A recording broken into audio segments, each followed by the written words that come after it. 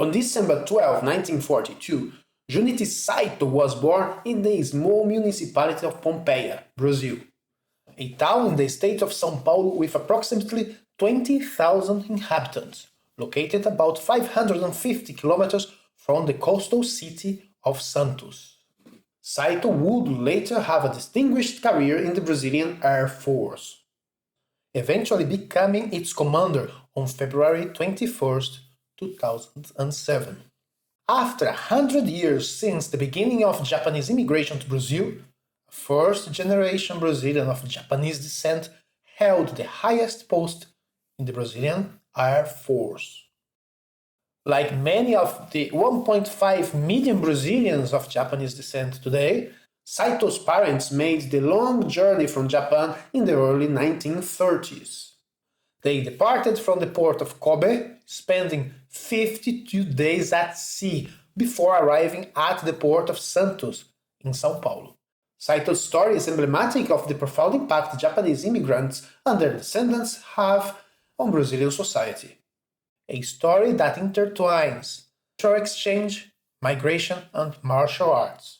To fully appreciate the significance of Saito's achievements and the broader influence of Japanese culture on Brazil, it is essential to understand the historical background that made such a journey possible.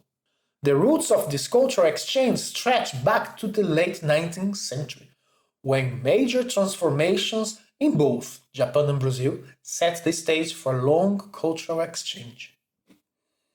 My objective is to talk about the start of Japanese immigration to Brazil, giving a historical context of how Jiu-Jitsu was first introduced to the Brazilian lands.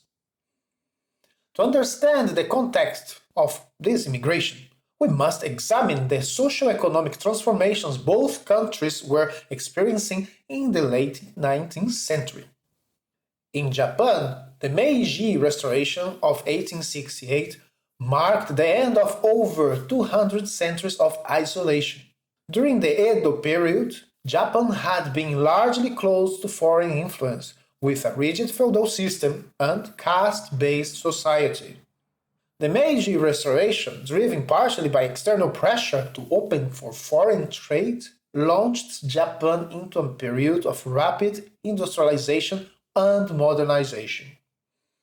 This transformation coincided with significant population growth, from 35 million in 1873 to 56 million by 1920.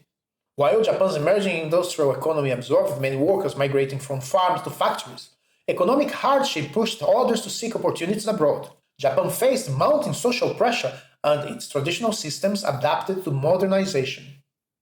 It was during this period of social revolution that Jigoro Kano founded the Kodokan in 1882 at the age of 23, establishing what would later become known as Judo. Meanwhile, Brazil faced very different challenges. In 1872, Brazil was a constitutional monarchy still recovering financially from the 5-year Paraguayan War that had ended in 1870. According to that year's census, Brazil had a population of roughly 10 million. Throughout the 19th century, abolitionist movements gained momentum in Brazil, despite resistance from plantation owners. International pressure made the end of slavery inevitable. Before the abolition of slavery in Brazil, some slaves would be freed. It was called alforria. The freedom could be bought by the slave, could be conditioned to being still working in the farm, and it also could be unconditional. By 1888, when slavery was finally abolished, there were still approximately 700,000 enslaved people in Brazil. The abolition disrupted the labor market, particularly in the coffee plantations that accounted for 60% of Brazil's GDP. Unlike Japan, which was beginning to industrialize, Brazil chose to remain dependent on farming, choosing to address its labor shortage by importing foreign workers. They chose this instead of fully integrating the formerly enslaved population into the workforce with equal rights. As an interesting historical fact, in the same year, 1889, as Japan proclaimed the new Meiji Constitution, Brazil declared itself a republic after a military coup. Japan and Brazil had aligned interests as the former needed to alleviate population pressure, while the latter desperately needed agricultural workers.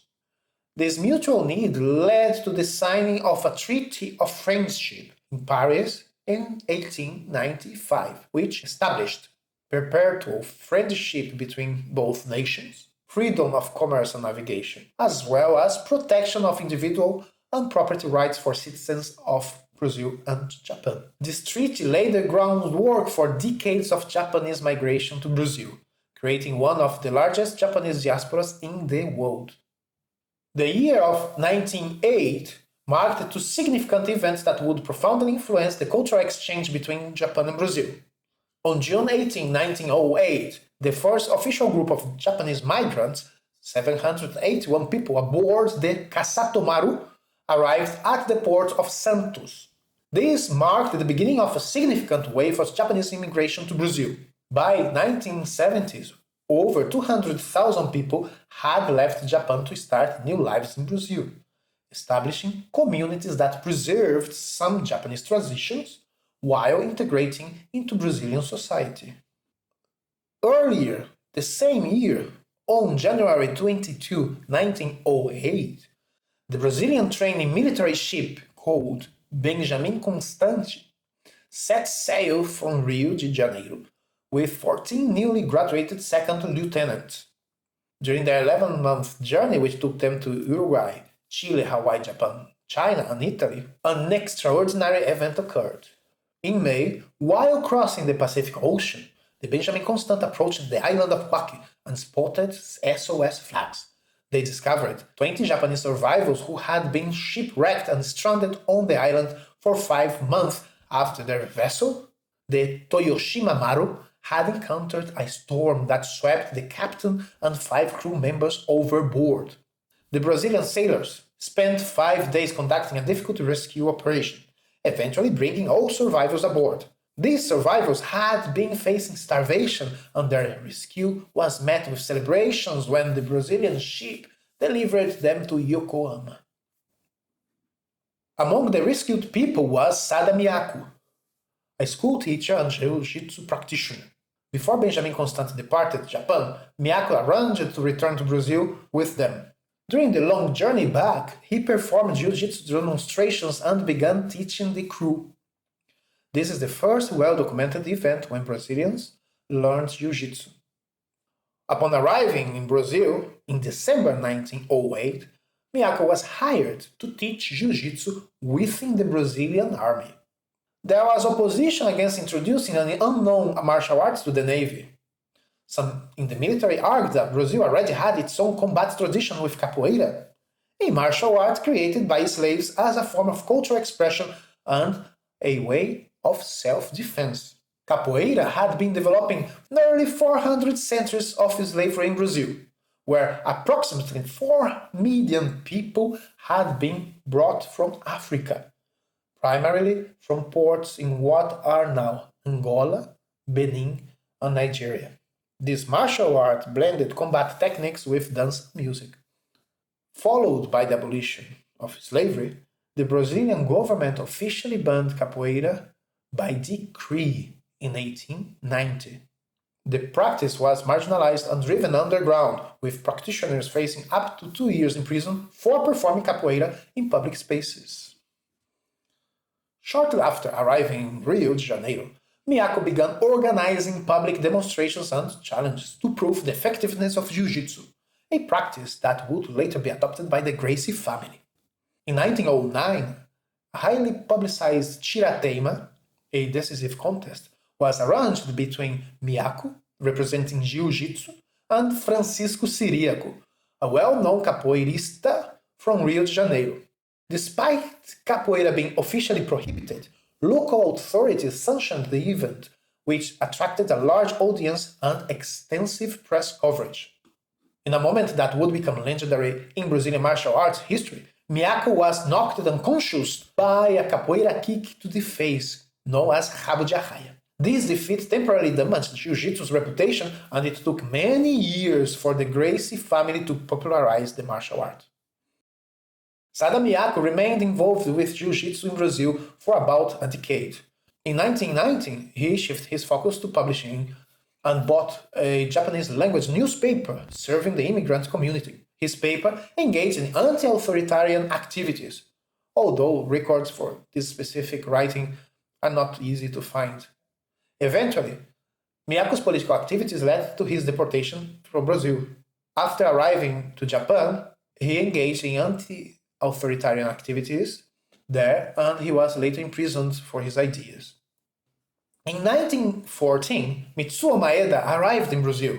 At that time, Carlos Gracie was only 12 years old, and his brother Hélio was just an infant. The Gracie family would meet Maeda around 1917 in Pará, where Carlos trained under him for approximately 3 years before the family moved to Rio de Janeiro around 1921. What followed would transform martial arts history as the Gracies popularized Jiu-Jitsu in the whole world. The stories of Junichi Saito, Japanese immigration to Brazil, and the development of Brazilian Jiu-Jitsu are all threads in the same historical tapestry. Each represents different aspects of the profound cultural exchange between Japan and Brazil that began in the late 19th century and continues to shape both societies today. The legacy of early immigrants like Saito's parents, pioneers like Miyako and Maeda, and innovators like the Gracie family continues to inspire and influence Brazilian culture and the world of martial arts.